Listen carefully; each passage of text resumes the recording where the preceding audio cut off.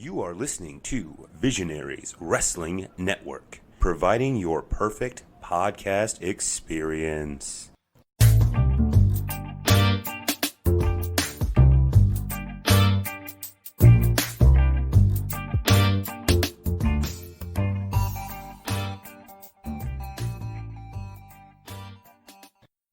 Okay, this is the MGB review of AIW presents Baby It's Too Cold Outside from December 27th, 2019 from the Odeon in Cleveland, Ohio.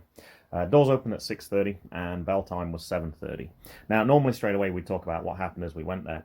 Mason, last time I went to AIW we didn't even have a podcast.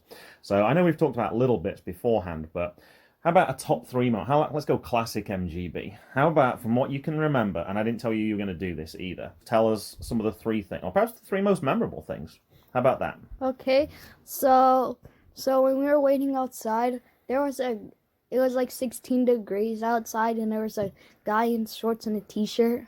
There was, and for benefit of English listeners, that's probably about minus 8 degrees Celsius as well, so below freezing. So yeah, and the doors opened kind of late. We had to wait for a long, long time. We were frozen, and we were kind of wrapped up as well. And yeah, he was out in there. All right, what else? So we met EC3 and we got an autograph. How did that come about? I know we've probably told this story a little bit before, but so Psycho Sid was supposed to be there, but he didn't come. And EC3 came, so they had a picture of him, and then he said, "Sorry, I'm not Sid, EC3. He did. He kind of dressed up as Psycho Sid. He had like the leather vest on and wore a fake wig. And yeah, for me it worked out better. I didn't really know who Psycho Sid was anyway, because I didn't watch. I knew the name, but I didn't watch wrestling at that time. But we knew who EC3 was because we were watching Impact Wrestling at the time, and that's what he was on. And then it was only a few months later he actually moved up to NXT, so we were even more happy when that happened. All right, what about a third moment then? So we got a picture with Paige and Swoggle and PB Smooth. Yeah, and I think we worked it out. We talked about this on the way up there. I think this was the third different organisation we've been to. I think we've been to 3 Nova Pro events at this point. We travelled out to, and I don't remember the name of the company, and they haven't had another event since in Hagerstown because we knew that Eli Drake was going to be there. And then we went to this one, and yeah, you suddenly had a whole host of pictures. I put together a list of all the wrestlers you've had pictures with. And yeah, these were all within the first 10. And suddenly there's like 5 huge names, like WWE names like Swoggle, who we knew. Ethan Page, who we knew at that point, but he wasn't Impact at that point. He was still just a regular old indie person who I happened to pick up just from the internet. I saw one of his promos that he cut. It was on YouTube. And I was like, oh, this guy looks great. And that's when I started following him. And 18 months later, you actually got to interview him at NEW as well. Now, I said top 3. Anything else that sort of comes out from you? I don't want to limit it to 3 if you can think of something else that was kind of important for this one. There was a limo outside. Yeah, I don't know who that was. That was kind of strange. Yeah. I've never seen that at any other events then or since. I'd totally forgotten that one. Yeah, I wonder who was inside that. I always thought it was Sid. Because I was like, oh, he's inside, and he's going to... Oh, I can't remember if they announced he wasn't going to be there. And then it was like, oh, switcheroo, he's actually here. And then, I don't know. I assumed it was a big name. Perhaps it was ET3. I don't know. They could have drone in from the airport in that. I have no idea who that was. Now, what about see if you can remember some of the wrestlers who were in the matches? I have a list of every match here. We're actually going to do a little quiz at the start. Can you pick the winner? Now, we didn't see all the matches, because we actually had tickets for this, but we were leaving back for Northern Virginia the next day, and we were leaving at like 4:30. We had to leave fairly early, so you won't have known all these matches. But can you think? So you already talked about EC3, you talked about Ethan Page. Who else? Or which match did we miss? Tim Donst versus Nick Gage. And we really wanted to see that. I don't think we knew who Nick Gage was at that time either. And we knew who Tim Donst was, except he was safety first Tim Donst, and this was probably Tim freaking Donst, I'm going to guess, if it was against Nick Gage.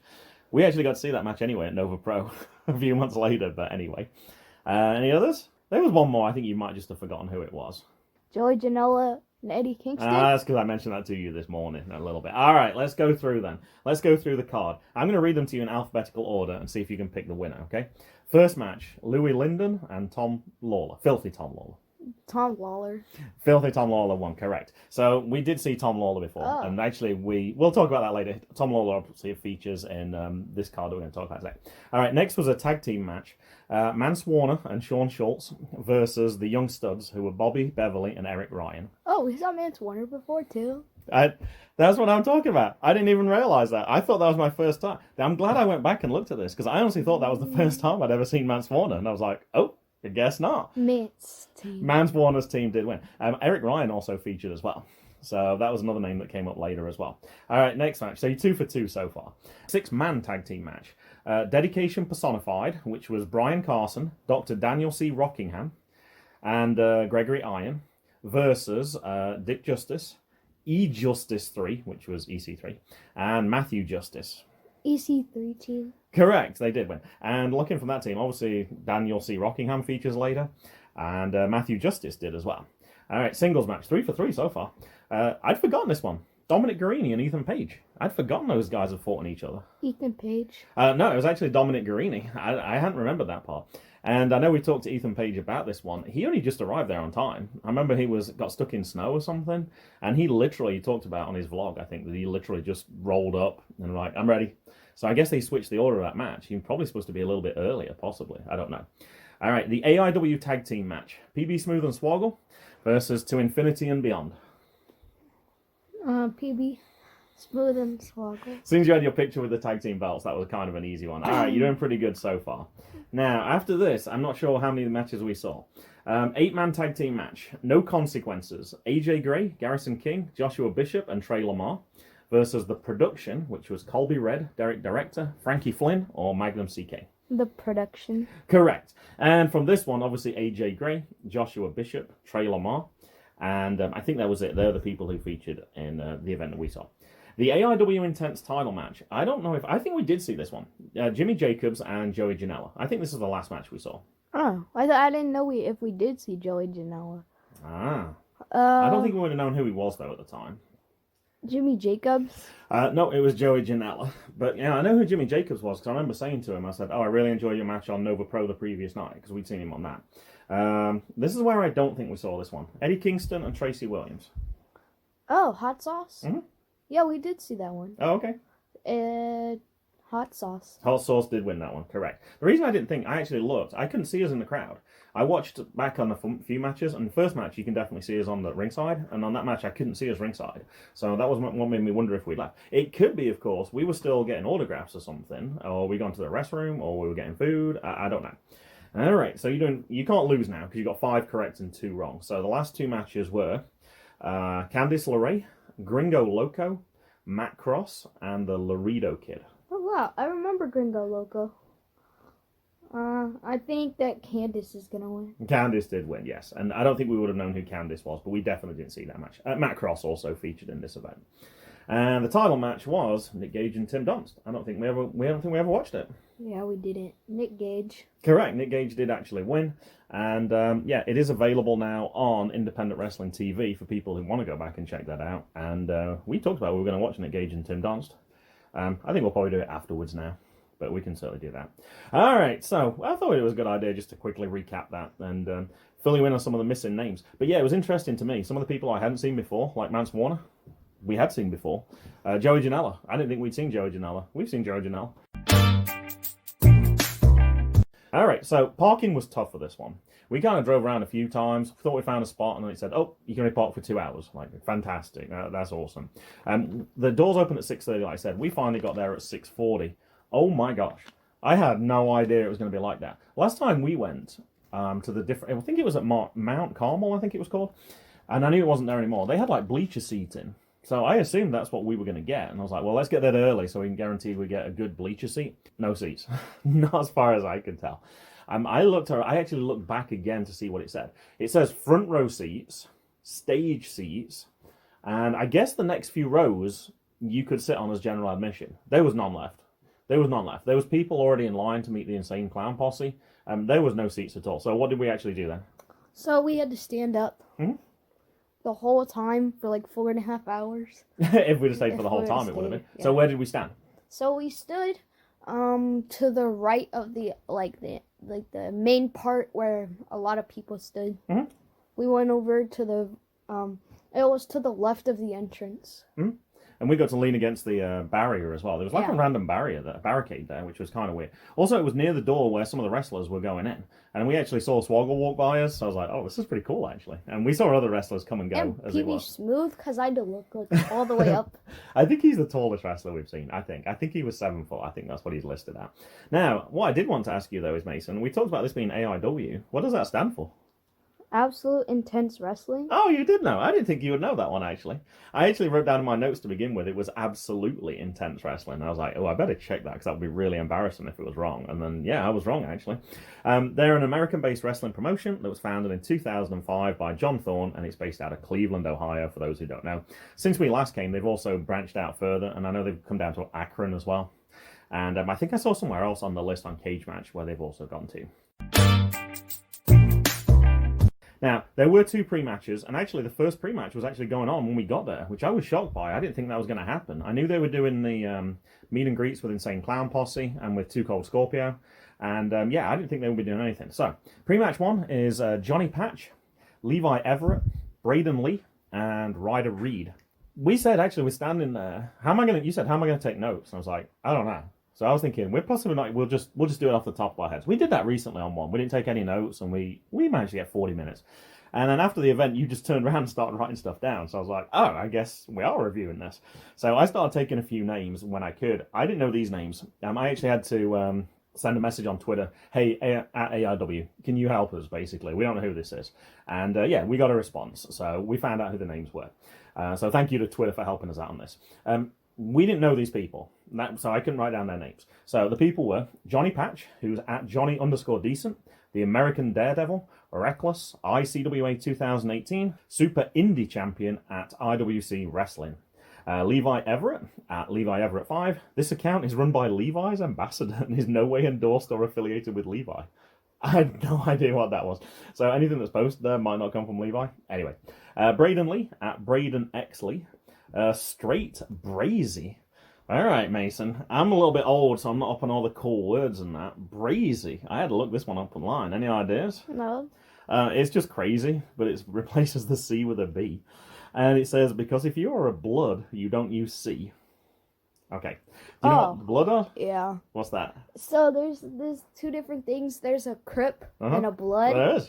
And what are they? I think a Crip is like you're like not really in a gang, but I think they're both gangs. They're just rival gangs. So, yeah, it's like gang phrase. Brazy. I was like, whoa. I can't wait to drop that. Actually, I don't know if I can use gang language in school, but if I drop that on my class sometime, they'll be like, whoa. I also saw Brayden tweet that Sage Phillips was trying to raise money for car repairs. We saw he wasn't going to be at Flying V, which would have been the event we'd have been at if we'd have been back home. So, yeah, I guess that's what happened to Sage Phillips. Good that he's not injured, because I wasn't kind of worried when I saw that to begin with, but not fantastic news either. And last person, Ryder Reid. It was the Kickflip Kid, our Ryder X Reid, making the worlds of hardcore, skateboarding, and professional wrestling meet since 2018. And then there's some links to him.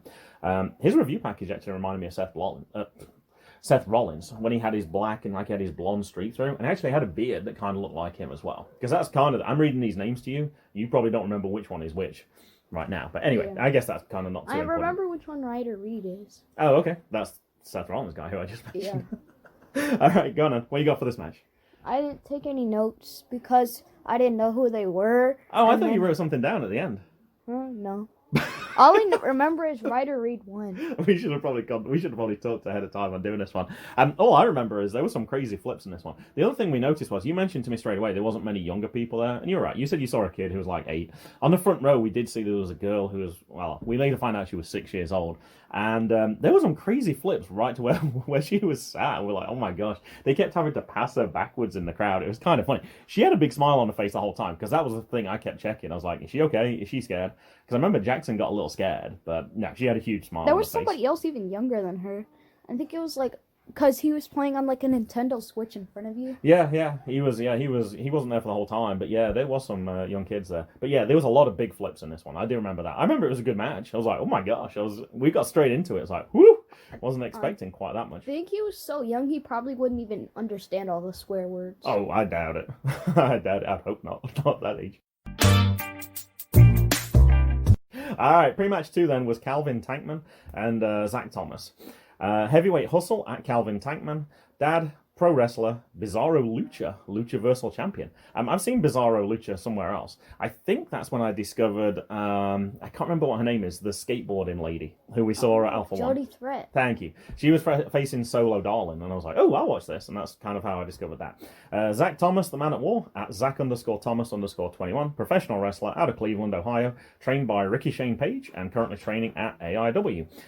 Ricky Shane Page, the reason I wrote this one down specifically is we were talking about Uncharted Territory, and I said, oh, Chris Dickinson had a match. He fought, and you were like, I still haven't seen Chris Dickinson. It was against Ricky Shane Page. I know you know who Ricky Shane Page is. I thought we saw him at last AIW. Ricky Shane Page? Saw him somewhere. I know we saw him at Nova Pro once. Yeah. At Lucha Max, at Zach_Thomas_21, hitting at Calvin Tankman with that spinning powerbomb was so beeping horse strength BS if I've ever seen it. Hashtag AIW 2Cold. So I just found one tweet that came in. Actually, this is when Swoggle came in during this match. I wrote that down as well. All right, do you have anything for this one then? I saw you writing some stuff down. So Zach won with when he slammed Calvin. Oh, so you wrote down the finishing moves for each one. Ah, that's what. Yeah. See, I didn't know. I just saw you were writing stuff down, so I didn't know what you were doing. I just wrote the finish for this one. But I wrote other stuff for the other one. Now, the thing impressed me with this one, Calvin Tankman was much bigger than Zach Thomas. Zach Thomas lifted him up. I think he did a Samoan drop. It's like, whoa! Probably like 100 pounds more. I would say something like that. That sounds about right. But I thoroughly enjoyed it. I was like, man, if this is a pre-show... Calvin did a couple like Samoa Joe type moves. For a big guy, he was doing his athletic stuff as well. Now, once I saw this, I was like, oh my gosh. I thought this was going to be a great card anyway. I'm like, this is only pre-show? I was like, fantastic. Now, we do know, though, sometimes, because this was on Fight TV, sometimes they'll put, like, on a really good match on pre-show to make you want to buy the stream for later. And then sometimes some of the main events are not quite as good. It wasn't true for this one, but I thought this was really cool anyway. It wasn't like that you were dropping a big star on the...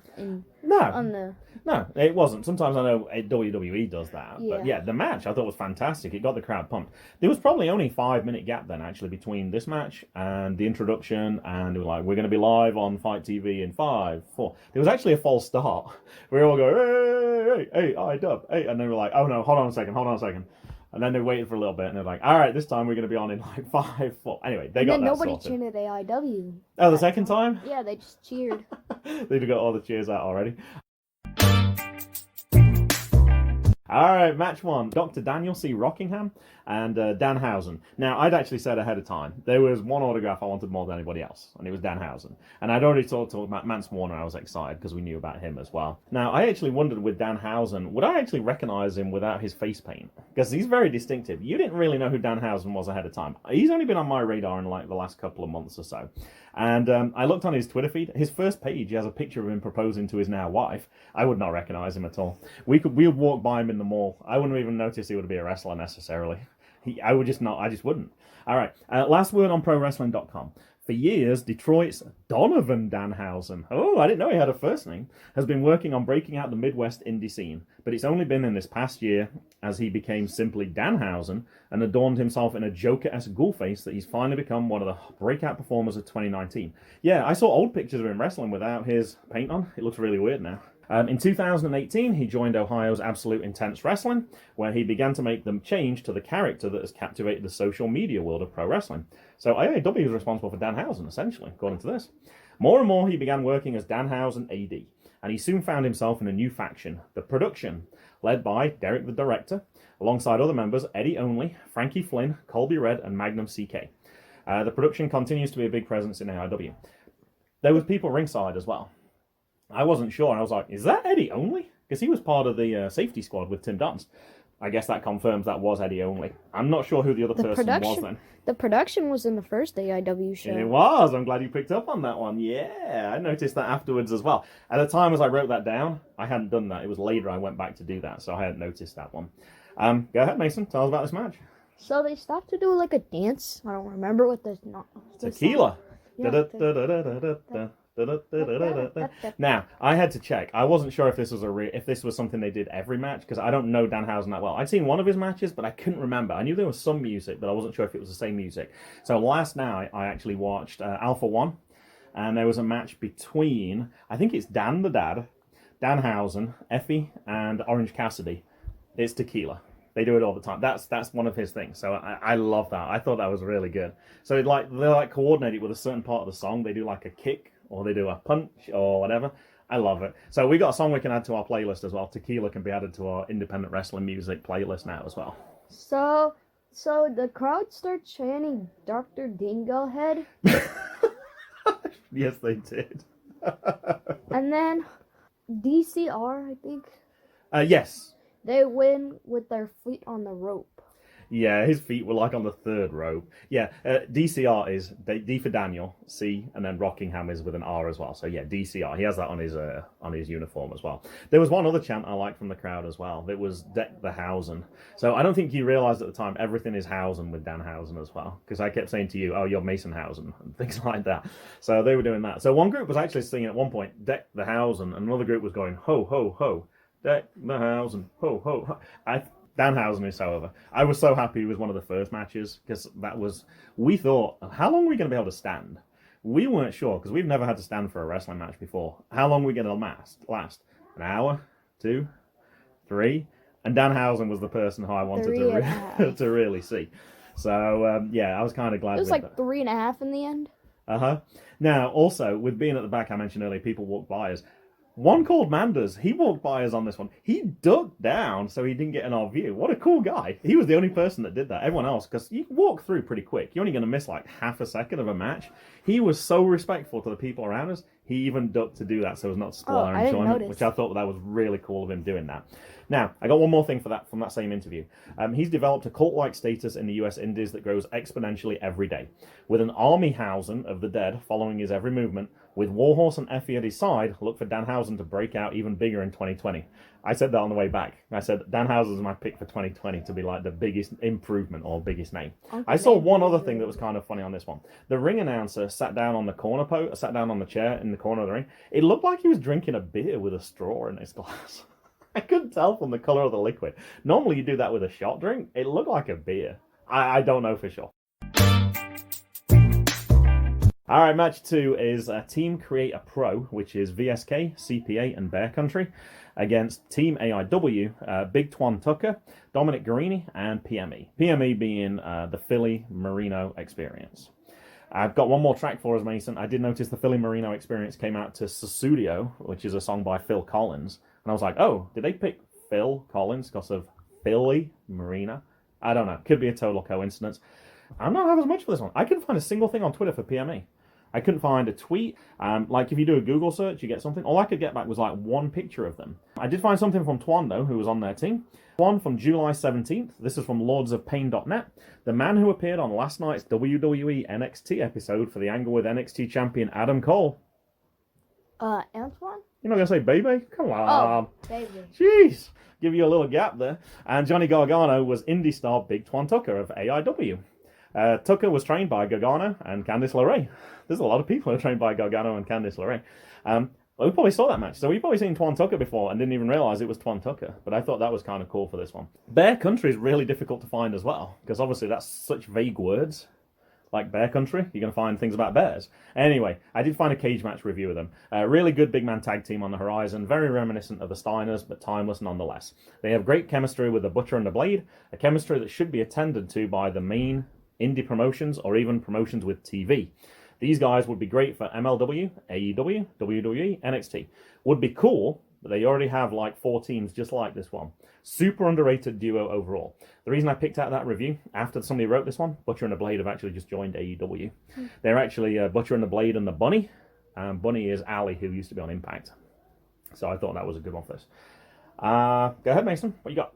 So Bear Country moonsaults it onto Guarini, and then Guarini locked in the sleeper hold, and then VSK he dives onto Dominic, and Dominic he catapults, and then Twan he spears Bear Country, and then it actually landed on Guarini. Yeah. I don't know if that was deliberate, but I don't know who that would hurt the most. So one bear stacks on the other, and then he falls onto Dominic Guarini for the Creator Pro win.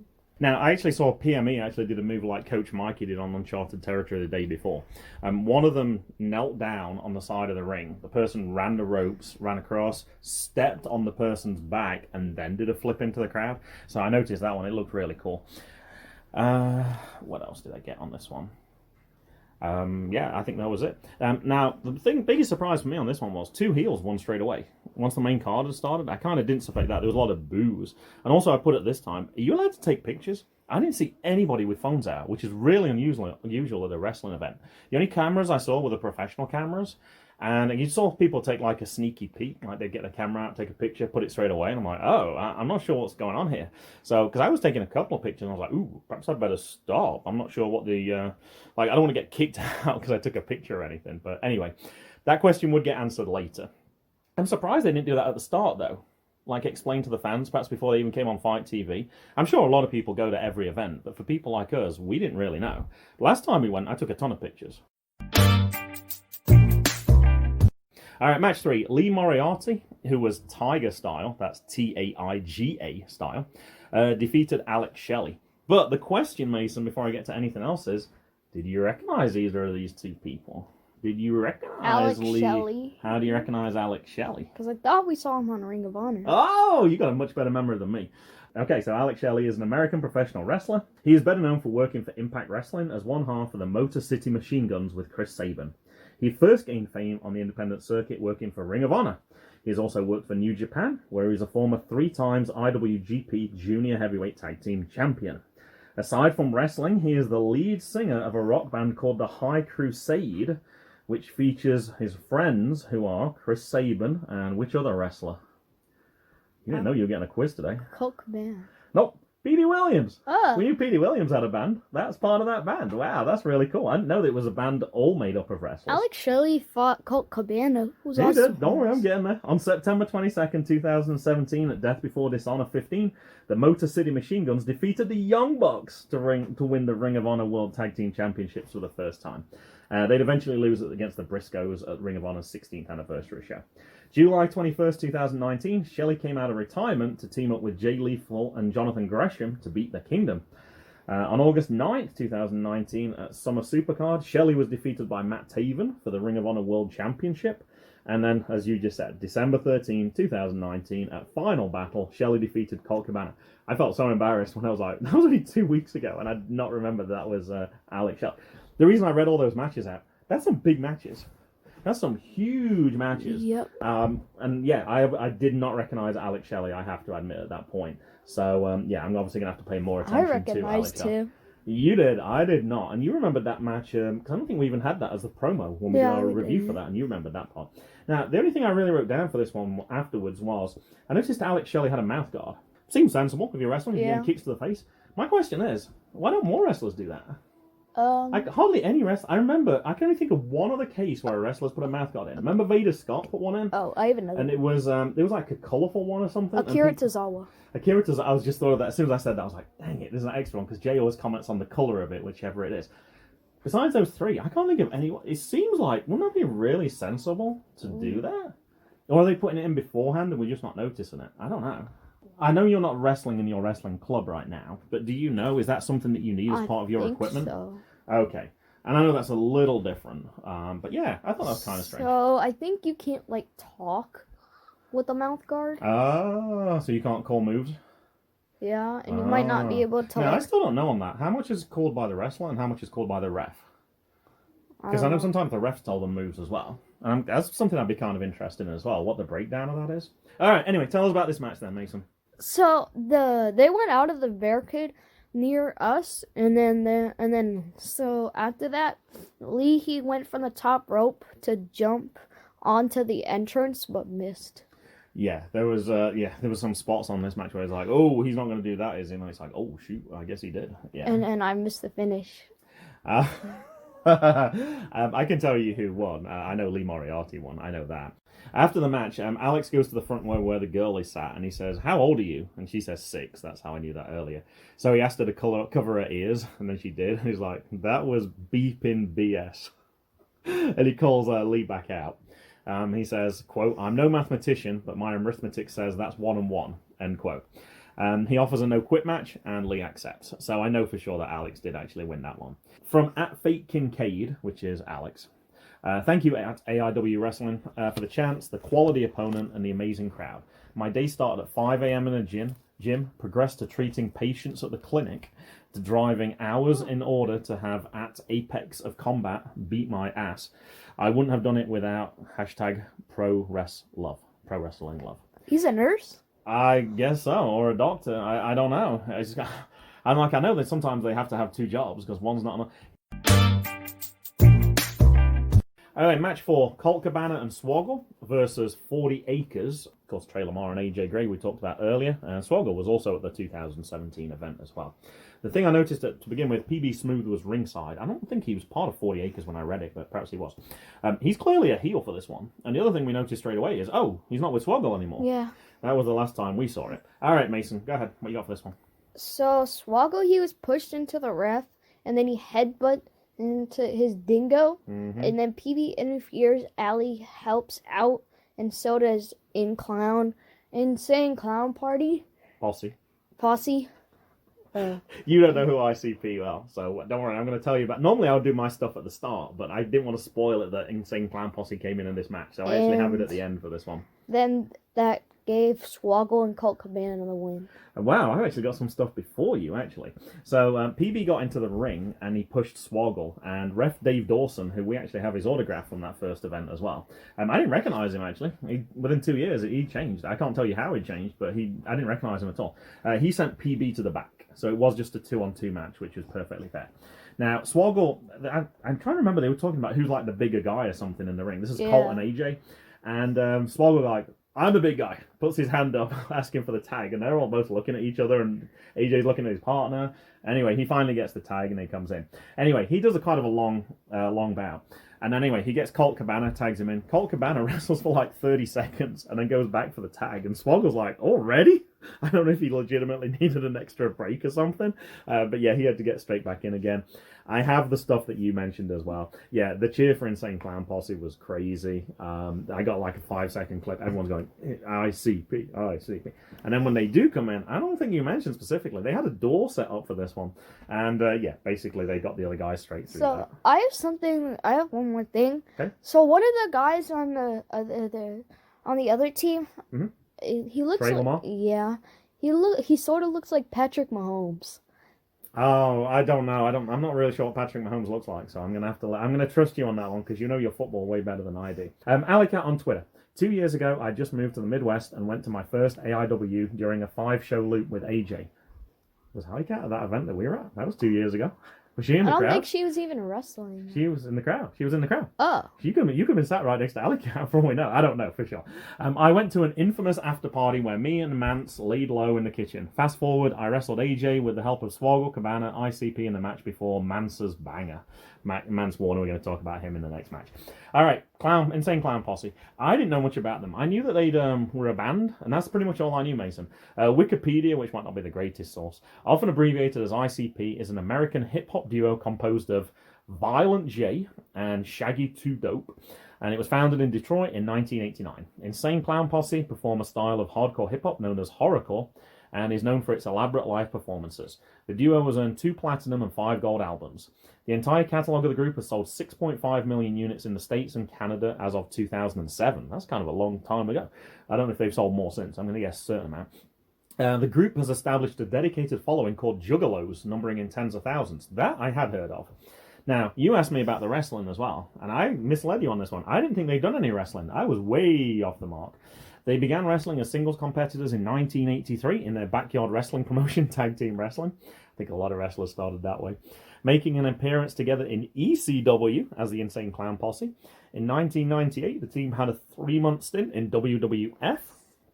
And after leaving the company, they went to wrestle for WCW with the Deadpool and the Dark Carnival between 1999 and 2000. On December 19th, 1999, Bruce and Utzler, that's their names, created their own wrestling promotion, Juggalo Championship Wrestling. I thought I recognized that guy's hair from WWE. Oh, okay. One of the Insane Clown Posse. Possibly. I recognized the back of the hair because it was the little Spike's hair. And they look nothing like clowns. They don't really look like clowns. Well, they look like Livid. They just had like... Oh, they remind me of Livid. They just had paint on their face. Well, they are insane clowns as well. Oh, I guess so. When do you think they're going to have a red nose? Squirt water in your face while they're gone, Yeah, that's kind of... Pull a quarter from behind your ear. I was thinking like a creepy kind of clown. Oh, okay. Like and in the horror an elephant movies. walking behind him as well? No, I was thinking like in the horror movies. Kind of Oh, like okay. It. Pennywise. Yeah, It. And... That could, yeah. I'm sure there's connections between those two ones. All right, let's get to that match Ali mentioned then, the one that was a banger. Match 5, Mance Warner and Erick Ryan. So Mance Warner, we were excited to see for this one. His pinned tweet says, here's Mance's intro info. Southern Psycho, Mance Warner, King of Big Dog Style, Eye Poke God, Mouth of the Mid-South, Medium-Sized Man, Beast Lariats and Light Beers, Macho Mancer, weight 187 pounds, hometown Bucksnort, Tennessee. Now I looked. When I saw that, I was like, he didn't look 187 pounds to me. I looked on MLW, he's 215. He's really beefed up. Yeah, he's really strong now. Last word on pro wrestling from February 2019. For those who know of his work, no introduction is necessary. For those that don't, get ready. The year 2019 is going to be the year of the Mancer. In only 3 years, Mance Warner has become the buzz of the US indie scene, and while his name wasn't on a lot of fans' lips, he was getting impressive lip service from his peers. He closed out 2018 with the biggest win of his career in one of the most compelling death matches of all time, story-wise, in the ring. He defeated Ricky Shane Page for the CZW World Heavyweight Championships at CZW Cage of Death 20. Mason, I know you're dying to, whenever possible, watch death matches. I know you love it, you get excited at the name CZW. The thing that caught me, though, was it was the most compelling death matches of all time, story-wise. Ooh, that got my interest. I'm kind of curious to see what that one is. I think we'll have to look, see if we can find that one on PowerSlam TV, possibly. Didn't you say Mouth of the South? No, I think I said a little bit more, because that's Jimmy Hart, isn't it? Yeah, because that reminded me of Jimmy Hart, and when we were Mouth of the Mid-South. Oh, so okay. he's obviously paying homage to Jimmy at that point. So yesterday we were watching Scooby-Doo at WrestleMania, and Jimmy Hart was in there. Oh, he was? Yeah. Oh, did Jackson recognize him? Yep, next to Jerry the King Lawler. And did you know that too? Yeah. Oh, I wish Well, mainly because Shaggy said it. I'm kind of upset, you guys. You didn't tell me you were watching that. I was just watching some random wrestling, and I was like, hey, send Mason up. I'm watching Mance Warner's match on SUP. And she's like, yeah, he's watching Scooby-Doo. I was like, oh, I want to watch that as well.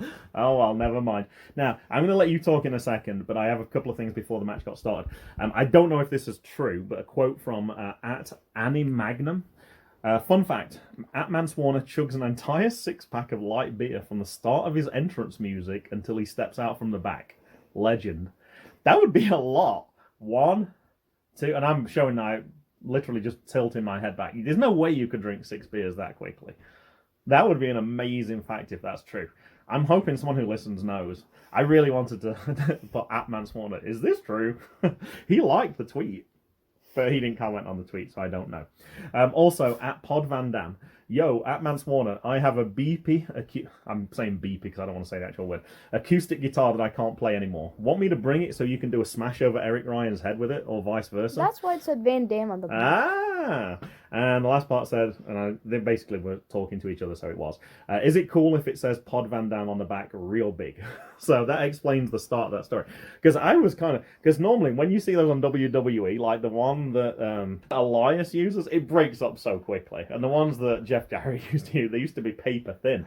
And when he hit him with this one, they were like nothing. I was like, oh, this is a... And Braun Strowman. Yeah, I was like, why are you using a real? All right, Mason, go ahead. But that explains some of the starting story for this thing. And the double bass. Uh-huh. Erick hit Mance with Legos taped onto a pan.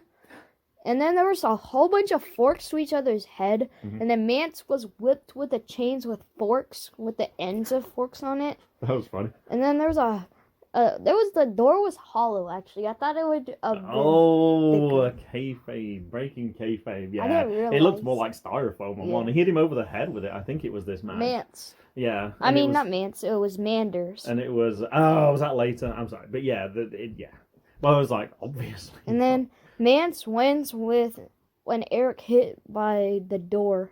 Now, I got a few other things. With those forks, each time they use them, they were like launching them into the crowd. One, he threw it so hard, it went into the upper deck. And the guy was like, whoa, and I don't know if it hit him, went to the side of him, but he certainly wasn't expecting it to be thrown out.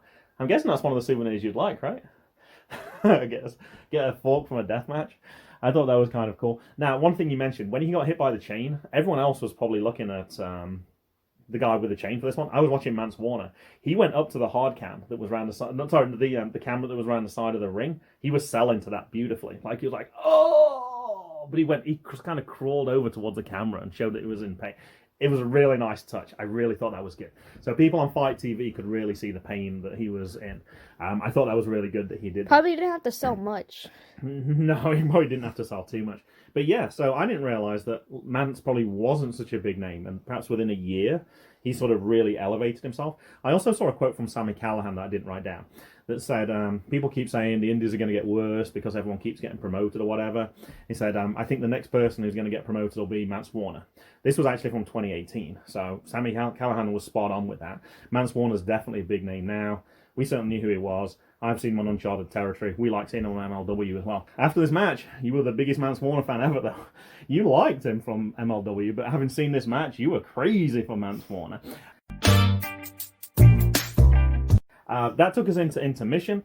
We didn't really want to go. I was like, I can't see any tables anyway. And I was like, I don't want to move because if we lose our seat, like, I don't want to, our standing place. So I was like, but then I was like, let me see who's over there. I could see PB Smooth, obviously, because he's massive.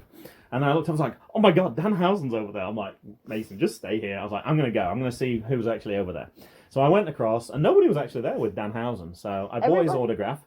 Got his picture. I said, can you sign it? He's like, that's cool. I said, hey, if I send my son over, because we're kind of reserving, I tried to explain the situation. I was like, can you get a picture with you? Is that okay? And he's like, yeah, that's fine. I was right next to Colt Cabana. He was literally probably a foot away from me. He was in the main area, and he was taking a selfie with somebody. So I was like, oh, so I gave you some money. I was like, look, go and get a picture with Danhausen. If there's anybody else you want over there. And I did have to explain one thing to you, the swear jar. He had a swear jar on his table. I didn't notice and it. you didn't notice it, but you did say to somebody was arguing. Yeah, it was that Lee guy, and there was, I think, PB Smooth.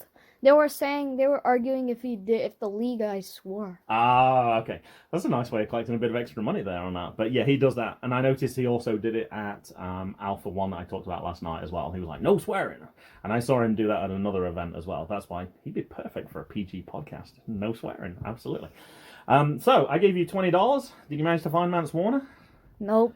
So what happened then when you went? Because I couldn't see because there was so many people in the way. I took your place and made sure I stretched my arms out to reserve 2 places. Yeah, so what happened was it was pretty easy walking to Danhausen, and there was just there was a huge line going for that Lee guy. Oh, okay. But I didn't really want him. Uh-huh. But I had to try and get through them because I didn't know who they line up for because was tough. It was sort of like a wavy line. I agree. And so half of them were like right next to Danhausen. Mm-hmm. So I had to squeeze through them and get a picture with Danhausen. It was tough. There wasn't much room in there. There was a lot of people. Because I thought to begin with, I was like, oh, all these people are for Danhausen. And suddenly no one was stepping up. So I just stepped forward. I was like, hey, how much are you? So I got it that way. I don't think you found Mance Warner, though, did you? No. Now. The only person that I think I remembered other than the Lee guy was PB Smooth, which I already have. Now, you said you did have a lot of the autographs. I know Swoggle was back there signing autographs as well. I think I mentioned it on Good Cop, Bad Cop, but I don't think I mentioned it on this. One of your presents this year is going to be a collection of autographs of people who we haven't managed to get for one reason or another, or big stars from like WWE, Impact, AEW, whatever. And the first one I gave you was a small one. I managed to get a small postcard of Colt Cabana, which he'd autographed, because we wanted to meet him at Alpha 1 when we were there in the summer. We just never saw him. I don't know. He was there, and he was selling merch, because I saw people showing pictures, but I don't know. We just missed it somehow. So I got you that one. So you kind of had one. I would have been okay if you'd have tried to get a picture with Colt Cabana. I even thought about buying a book for Jay, because I know he writes kids' books as well. Yeah. I thought about it. Anyway, so you brought me my $20 back. So now, I've got a quote, and I've been saving this one. I was really tempted to tell you this last night, but I didn't. This is from MGB Graham. Despite what, and I saw a quote from Mance Warner mentioning you could buy the Fight TV replay or whatever. So I retweeted that. But despite watching MLW regularly, my 11-year-old at MGB Wrestling Pod is now a huge at Mance Warner fan after AIW last night. His only criticism, in quotation marks, was he didn't have a merch table during intermission. Mance Warner quoted that tweet and put, yeah, Mansa was pissed. He couldn't get a table either. God damn. Just know if you don't see Mansa during intermission, I'll be at the front door end of the show taking pictures and drinking beer. Now, that was kind of the reason why I put that quote earlier, that he drank it. So obviously everyone knows he drank beer. I didn't know that. Well, I'm not surprised he drinks beer, but I didn't know that was part of his character thing. So basically, if you'd have managed to, and I know we're going to talk about this, we talked about we didn't make it the whole way through. If we'd have made it all the way through, he would have been at the door. You could have got a picture with Mance Warner. So basically, you got an open invitation there by the sounds of it. If we go to ARW in the summer, you just got to wait till the end. If he doesn't have a table, just wait till the end. And I saw plenty of people posting pictures with him as well. We liked him. I think he's an even cooler guy now. I saw him actually mention that, and the fact I was like, oh yeah, come on over. I'll take a picture. I'm going to be drinking a beer, but if you want a picture with me, sure. I thought that was really cool. So he's like Stone Cold. Kind of. That's what I thought. That was my first thought as well. Stone Cold wastes half of his beer on the floor. I think they can afford it. Yeah. All right, match 6, Nick Gage and One Called Manders. The SoBrosNetwork.com had an interview with One Called Manders. We saw him at Sink or Swim probably about 18 months ago at Nova Pro. Actually, probably nearly 2 years ago now. A very different character then. They asked him, what are your goals for 2019? I think this was in February. Some goals I have include getting a couple of shows like AIW, Beyond, CZW, and maybe something in Japan. Well, definitely made AIW because we're talking about it now. Beyond, I just saw him at Uncharted Territory, so he's got at least 2 of those. I don't know if he's made CZW or not because I don't follow that closely enough, and I'm not sure about Japan. All right, Mason, go ahead. So there was a spike to Manders' head, and they kept chanting, "Twist his dingo." That was weird. Yeah, that was happening in several matches. I guess that must be an AIW thing. That must be like the WWE equivalent of shouting out something about asking for CM Punk or something, or I don't know, or what? I don't know. It might just be I don't know. I didn't get a chance to ask anybody about that one. Okay. So that's all I had. Yeah, I didn't write anything for this match. I didn't realize until later. I was taking notes on my phone. And I didn't have anything, but I have comments. So Nick Gage, he got slammed through the door, but I couldn't see because there was a guy standing in front of me. Yeah, and so it was after intermission. I thought that One Called Manders just ran straight through the door because I saw Nick Gage walk to his left, and then he was like, "You're an idiot, you idiot." Now, we asked the guy afterwards on the match, I was like, do you mind switching places so my son can see? Because he had 2 daughters with him, and he was like, oh, sure, yeah, absolutely. He just didn't know that, I don't think he realised that he moved across a little bit from where he was before. So we were fine after. Actually, he's moved aside, and he said, come on up. So you actually got to move forward a little bit, so you were behind the chair, so you could see perfectly at that point. Yeah, I didn't write anything for this one, except what I could remember when I got home the next day. So Nick Gage had most of the offense at the start. The doors came into the match really quickly, and the thing that impressed me was Manders got some offense in, but he can take some punishment. He's going to be a really good match. Now, I took a great picture, I thought it was, of Manders superplexing Nick Gage. And I tweeted for that one as well. Wow, I'm going to use a lot of my tweets here. MGB Graham said, saw at One Called Manders for the first time live tonight since he was Uncle Steve at Sink or Swim in 2018. This new incarnation will give Warhorse a great hard-hitting match. And he has an IWTV championship match on... Well, as we're recording today, will already have happened by the time this episode comes out. Yeah, as long as Warhorse doesn't lose his title the day after the AIW match, then he'll get that one. Yeah, that's what you were trying to talk about. There was a young kid who kept shouting, Uncle Steve, for Steve Manders at that one. And that's how I remembered him. I remembered him as Uncle Steve. This is a very different version. The cowboy, he's a lot harder hitting. He's put on some muscle. He's a lot stronger looking now as well. There was another thing I didn't write down on my Mance Winter match. Okay. So I put my phone up and I used the flashlight. It was really fun. Oh, they had that song. I think the song's called Simple Man. Yeah. I got it right.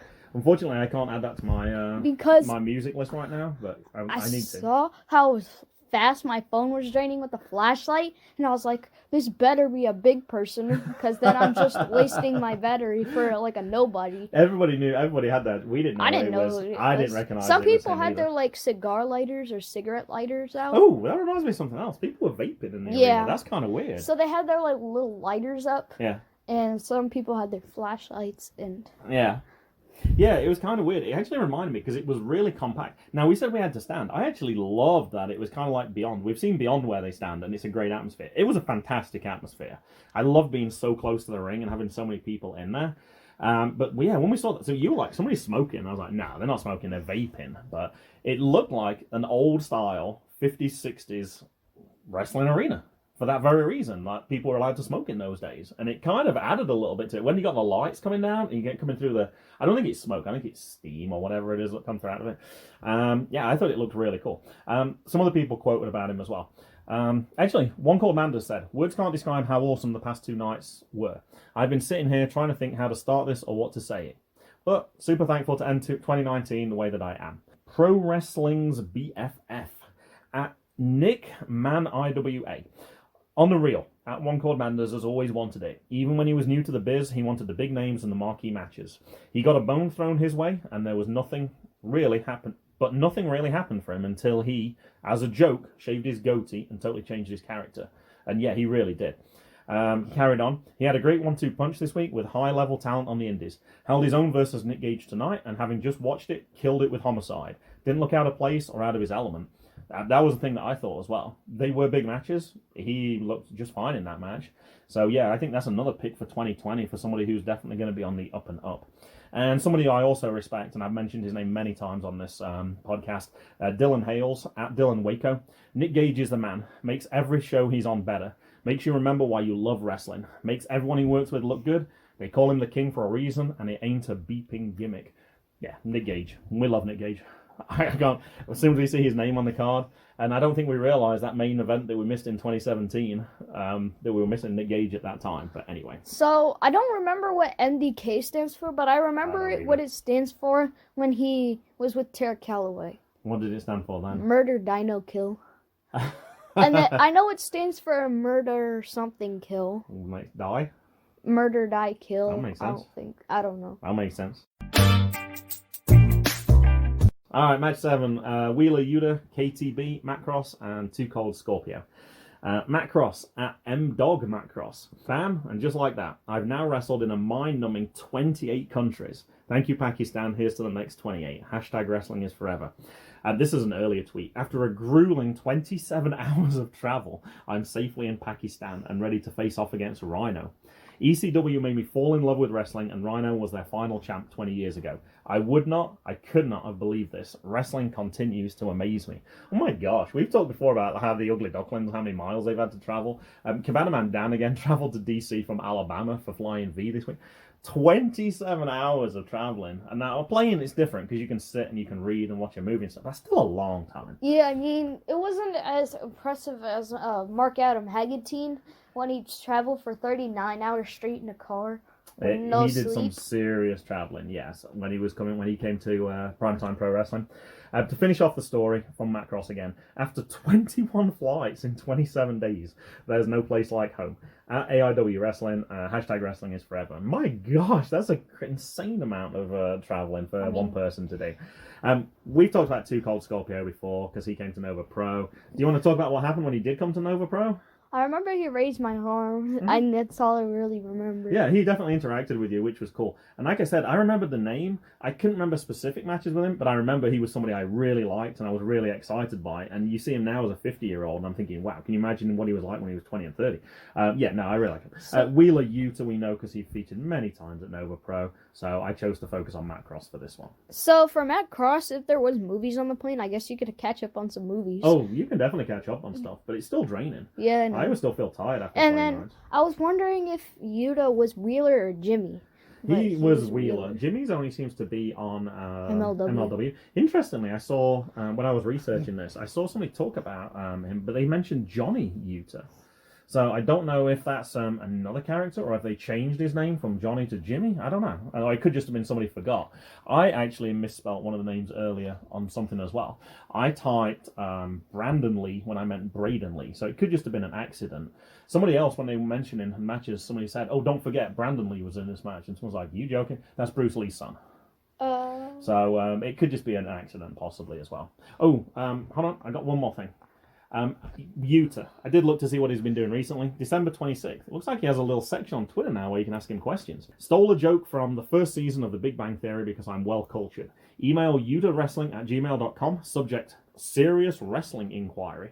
One of the questions was, if John has 84 tacos and he wants to share them equally between his 26 friends, how many does each get? All right, Mason, I know you're on holiday, so we're giving you a little bit of math quiz. I'm giving you a lot of questions today. 0. How? Because he ate them all. So basically, he's not a good friend. Is that what you're saying? Yeah. All right, Wheeler's response was, is this just your math homework? What psychopath has 84 tacos? Oh, that was pretty funny. The answer is you get 3, and then there's some left over for whatever. But anyway. I thought the question actually should have been him and his 27 friends, because then you'd add it together and be 28 people.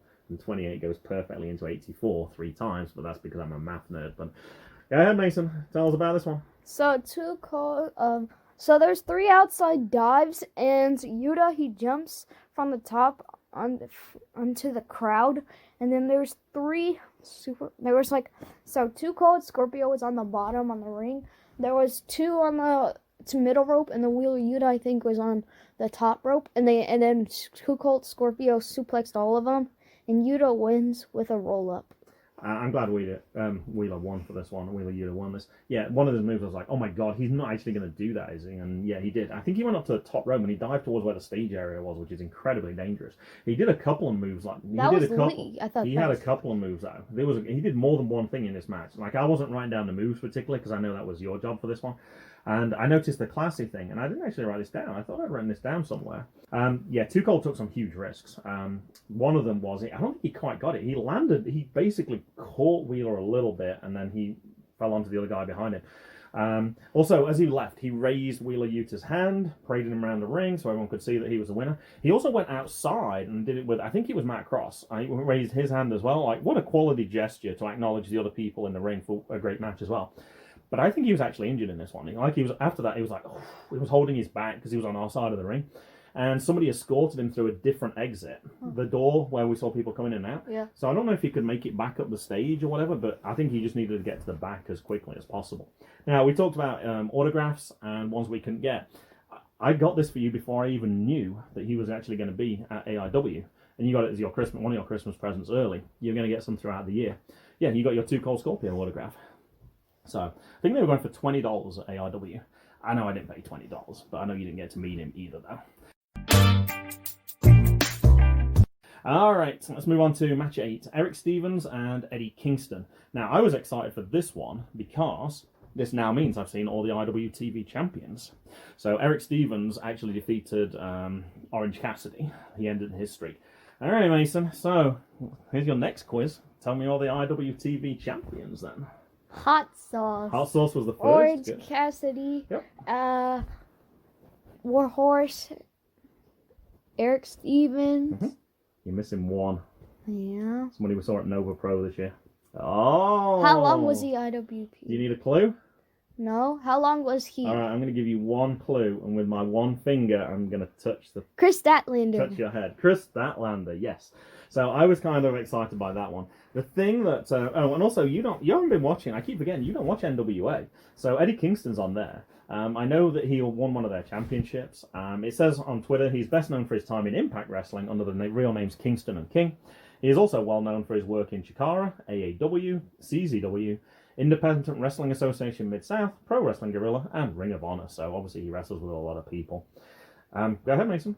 To be honest, on this match, I had a hot take that I was more impressed with Erick Stevens than Eddie Kingston. Mm-hmm.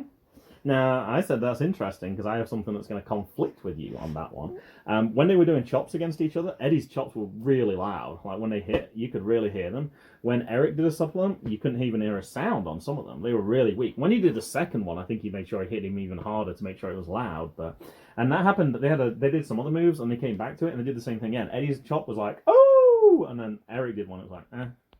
I don't know. I just liked Erick better for some reason. Oh, don't get me wrong. I didn't not like Erick Stevens, and I enjoyed this match as well. But I thought it was interesting on the chops. Eddie's a big guy, a big strong guy as well. So I wasn't surprised he could do loud chops. But I thought I would have expected. I think the one I'm thinking of, Sage Phillips, is not a particularly big wrestler. But when he does chops, they're really loud. So I don't know, is there some technique? I know Rob Killjoy licks his hand. I don't know if that makes any difference. I don't know if there's some technique to getting a louder sound. I'm sure there's things you can do so it doesn't hurt as much, but it sounds worse than it is. All right, Mason, tell us about this match then. I did. That was all you got? All yeah. Right. So Eddie Kingston sort of looks and reminds me of somebody from LAX. Like he looks like that kind of person. I agree. I know who you're talking about, but I don't know which one it is. Yes, I know exactly what you're talking about. And he would be like in that New York kind of like gang style. Yeah. wrestling thing. I agree. Steve Guy, at the Steve Guy. That's actually the person who sent us the name from the pre-match. I couldn't remember what his name was earlier. I knew it was Steve, but I couldn't remember what his last name was. I'm like, what's that guy's name? That's why I couldn't remember it was Steve Guy. I'm here to inform everyone that at Mad King 1981 survived his match with Erick Stevens 82 last night at AIW Wrestling, but just screamed out in pain somehow, hurting himself as he tried to get out of bed too quickly. He's currently very much in first gear. Hashtag SGC, hashtag AIW 2Cold, hashtag no spring chicken. Now, I thought that was kind of interesting as well, because this was actually our last match. You actually said about halfway through, you're like, I'm done. My legs are hurting too much. I was surprised. I thought I was going to be the one that wasn't going to make it. My legs were in pain lower down, but we kept seeing like, oh, we want to see you, because you said I'm not leaving until I've seen like Nick Gage. I'm not leaving without seeing 2Cold, Scorpio, whatever. And we kind of got the matches in the order that we wanted to. I did want to see Eddie Kingston because he didn't turn up at Nova Pro for one of the things we thought he was going to. We didn't realize we'd seen Eddie Kingston 2 years ago, but we didn't know that. And so he wasn't the only one that's in pain. We were in pain. We left. It was funny because I just texted Mommy. I was like, this is going to go till 11 because it's a pay-per-view. So we'll be home about 12 o'clock. And then as soon as I sent that text, you were like, I'm done. So I immediately texted back. I was like, we'll be home before 11 o'clock. And we missed them. We missed the last match, which is kind of appropriate. I think we might have to do that for every AIW, Mason. We've got to keep our streak going. I was like, I'm okay with that. I was perfectly okay with that. We've seen 10 great matches up to this point. And I really wasn't. We couldn't remember who was in the last match either. We were like, "Who's in this one?" I don't think you ever told me that Tom Lawlor was coming. I told you, filthy Tom Lawlor was coming. Oh, I only mentioned it once, perhaps though. I probably would have sucked it up. If I would have knew Mance Warner was gonna be at the entrance. You didn't know that though. We didn't know that. And I probably would have helped if I could have So what I did earlier, after 2 hours, my feet were starting to hurt. Uh-huh. So I put my back foot resting it on the inside one of the things on the barricade, so I didn't have to stand on that foot, which probably didn't do me much good because all my weight was on that one foot. Correct. It sounded like a good idea at the time. All right, AIW Absolute Championship match. Matthew Justice, who was the champion, who actually won again. He defended his crown.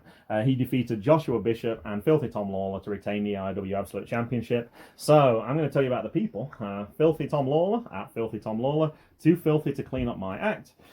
Combat sports athlete. Matthew Justice, at Thrash Justice. Killing trans and going against the grain since 1988. I'll grind that axe for a long time. And at Joshua Bishop, one half of the Rip City Shooters, 22-year-old intense icon. For bookings, DM, and he gives his email address. So, as we didn't even know what happened in this match, Mason, I basically had to scour Twitter. So I got a few quotes. Brett Lauderdale, at Lauderdale11. Josh Bishop has GCW tendencies. Ooh, I read that as hard-hitting. At JGold12, if you're not watching at AIW Wrestling, at hashtag AIW2Cold, then beep you. At Alfonso Bill just splashed at Wes Barkley through a table. This is madness. John Thorne, the owner, tweeted, Fonzie broke his ribs for this. He's an absolute lunatic. At Alfonso Bill. And I'm like, who's Alfonso Bill? This is supposed to be between Tom Lawlor, Bishop, and I was like, what's going on here? He's a former ECW referee. I found that out. I'm guessing they came in and spoiled the show. So something must have happened. You know how people interfere with matches? But yeah, he broke a rib. Like, oh gosh. I heard this match was absolute crazy. At Otis_wrestling, double Death Valley driver. Oh, that would have been pretty cool to see as well. Filthy Tom Lawlor, at Filthy Tom Lawlor. Well, that hurt. At Joshua Bishop, thank you. At AIW Wrestling, I beeping love you. And that was the closest I found out. So I guess, I don't know if it's going to be on Independent Wrestling TV, with it being on Fight TV. Perhaps we might have to wait a year to find that last match. But yeah, I saw some GIFs from it. Or GIFs, if it's pronounced correctly. It was amazing. There was some really crazy stuff in that one. I do not feel cheated for not having seen that last match, though. I was quite happy that we saw 10 great matches and we got to see some great things. Yeah, we drove home. It was nice to get home at 11, actually. It wasn't too late. And there was no traffic. No issues. Oh, I remember on the parking lot, you were like, are those people drunk?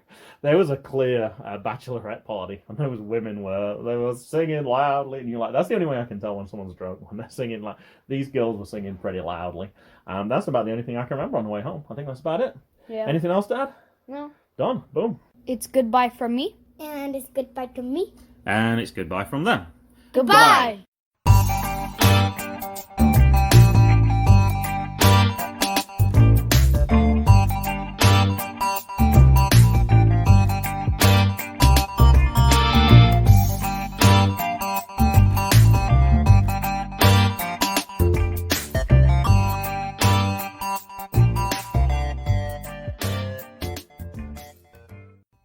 The music was Zigzag by Kevin MacLeod at Incompetech.com. Licensed under Creative Commons by Attribution 3.0.